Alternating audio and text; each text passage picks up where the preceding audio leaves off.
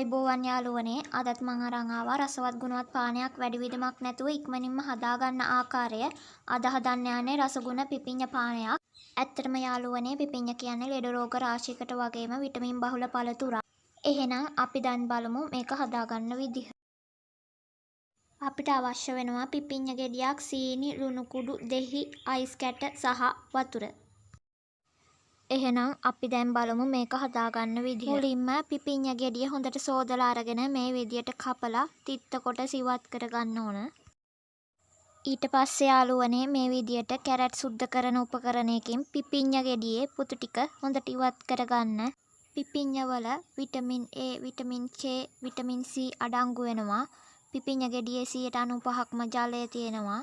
ඒකයි යාළුවනේ අපි පිපිඤ්ඤ සම්බලක් හදලා වතුර නොදැම්මත් වතුර වගේ තියෙන්නේ. මම දැන් පිපිඤ්ඤ ගෙඩියේ ඔක්කොම පොතු ටික ඉවත් කරගෙන තියෙනවා.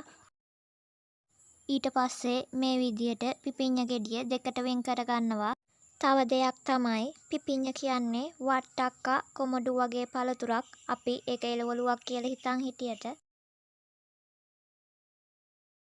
හරි ඊළඟට මම පිපිඤ්ඤ ගෙඩියේ මැද තියෙන මදය කොටස ඉවත් කරගන්නවා ඇටත් එක්කම.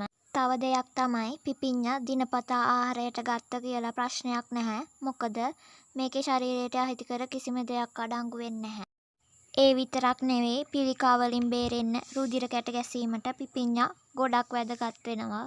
තව හෘද රෝග වලට ප්‍රතිශක්තිය වැඩි කරගන්නත් හොඳයි.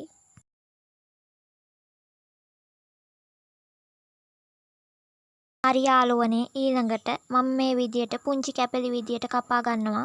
මෙහෙම පොඩියට කපා ගන්න තරමට යාළුවනේ ඉක්මනින් අපිට හොඳට බ්ලෙන්ඩර් කරගන්න පුළුවන්.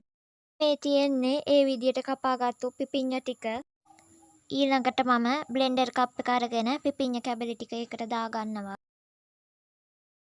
ඊළඟට මම සීනි, ලුණු, දෙහි සහ වතුර එකතු කරගෙන හොඳට බ්ලෙන්ඩර් කරගන්නවා. අවශ්‍ය ප්‍රමාණයන් ද්‍රව්‍යයන් ඩිස්ක්‍රිප්ෂන් එකේ දාලා ඇති. එතනින් ඔයාලට අරගන්න පුළුවන්. මේ තියෙන්නේ ඒ විදියට හොඳට බ්ලෙන්ඩර් කරගත්තු අපේ පිපිඤ්ඤ ජූස් එක. ඊළඟට මම මේ විදියට වීදුරුවකට අයිස් කැට ටිකක් දාගෙනම පෙරාගත්තු පිපිඤ්ඤ ජූස් එක වීදුරුවට දාගන්නවා. එහෙනම් යාළුවනේ ඔයාලත් මේ ජූස් එක මේ විදියට හදලා බොන්න. වීඩියෝ එක හොඳයි නම් රහට කිචන් එක සබ්ස්ක්‍රයිබ් කරලා කමෙන්ට් එකකුත් දාගෙනම යන්න. අදට මම යනවා. බුදු සරණයි පරිස්සමින් ඉන්න.